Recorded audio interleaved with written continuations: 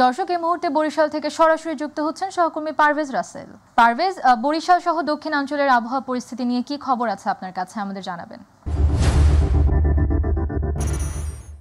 আমাতুল, যেমনটা জানাতে চাই, আপনি জানেনই তো যে আসলে গত কয়েকদিন থেকে কিন্তু টানা সপ্তাহখানিক ভারী বর্ষণের কারণে বরিশাল সহ বরিশালের আশেপাশের যে জেলা উপজেলা রয়েছে সেই নিম্ন অঞ্চল কিন্তু পানিতে প্লাবিত। একান্ত প্রয়োজন ছাড়া মানুষ ঘর থেকে বের হতে পারছে না। আমি এই মুহূর্তে রয়েছি বরিশাল নগরীর ব্যস্ততম একটি সড়ক, নগরীর বরতলা এলাকায়। এখানে সামান্য বৃষ্টি হলেই কিন্তু হাঁটু সমান, কোথাও কোথাও কোমর অবধি পর্যন্ত পানি জমে যায়। আর এই পানির কারণে এই এলাকার মানুষ মানে বাসা বাড়ি উপক্রম হয়েছে, মানুষ থাকতে পারছে না, চলে যাচ্ছে, মানুষ একেবারেই অসহায় হয়ে পড়ছে। সামান্য বৃষ্টি হলেই এই এলাকায় কিন্তু চরম পানি এবং দুর্ভোগের সৃষ্টি হয়।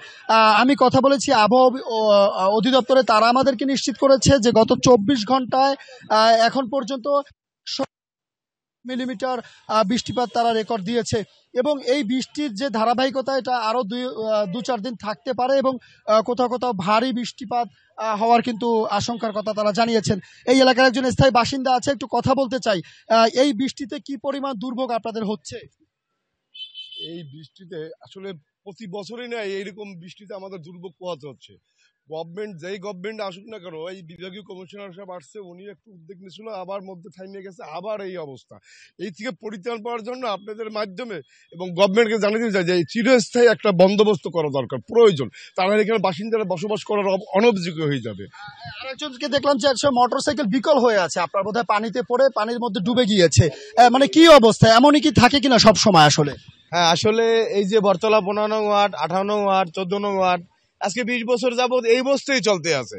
কেননা এই 20 বছর বিগত 15 বছর আমাদের সরকার হিরণ মিয়া ছিল, এই ছিল, কেউ এই বিষয়টা ভূমিকা নেয় নাই।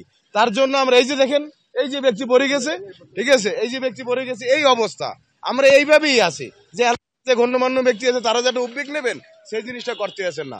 কিন্তু দেখা গেছে দেশের পরিস্থিতি যখন ভালো হয়েছে, আল্লাহ পাক, এটা আমার মনে হয় যে বর্তমান সরকার যদি যেই আসুক তারা যদি উদ্যোগ নেয়, তাহলে আশা করি আমরা যারা আছি নিম্ন শ্রেণীর লোকেরা সবাই ইনশাল্লাহ ভালো থাকতে পারবো। এই আশা করি এই বিষয়টা নিয়ে জানি বরিশালবাসী যারা গণ্যমান্য উপরের লেভেলের হাই লেভেলের অফিসাররা আছেন, তারা জানি বা সিটি কর্পোরেশন দায়িত্ব দিয়ে আছেন, সে জানি এই রাস্তাটা জানি দেখেন যে আমরা জানি শান্তিভাবে বাস করতে পারি। সালাম আলাইকুম। ধন্যবাদ। আসলে আপনি শুনলেন যেমনটা বলছিলেন, অসহায় মানুষগুলো একেবারেই পানির কারণে, কিন্তু এই এলাকা অঞ্চলটা নদী বেষ্টিত, তারপরে তারা পানিতে অসহায় হয়ে পড়ছে। তারা বলছে আর কোনো প্রতিশ্রুতি নয়, নতুন কোনো প্রতিশ্রুতি তারা বিশ্বাস করে না, এখন চাচ্ছে তারা দৃশ্যমান বাস্তবায়ন। আর এই পানির জলজটের কারণে বরিশাল নগরীর গুরুত্বপূর্ণ সড়কগুলো কিন্তু বিভিন্ন জায়গায় বড় বড় ক্ষতর সৃষ্টি হয়েছে, যাতে গণপরিবহনগুলো পড়ে যাচ্ছে, ভেঙে যাচ্ছে এবং সাধারণ যাত্রীরা আহত হচ্ছে। তো এই দেখালাম সরাসরি চিত্র, চেষ্টা করলাম বরিশালের যে জলাবদ্ধতার যে চিত্রটা ছিল। তো আপাতত এই রয়েছে বরিশাল থেকে আমার কাছে সবশেষ তথ্য। আমাতুল। পারভেজ, আপনাকে ধন্যবাদ। দর্শক, বরিশাল থেকে জলাবদ্ধতা সম্পর্কে সর্বশেষ জানাচ্ছিলেন সহকর্মী পারভেজ রাসেল।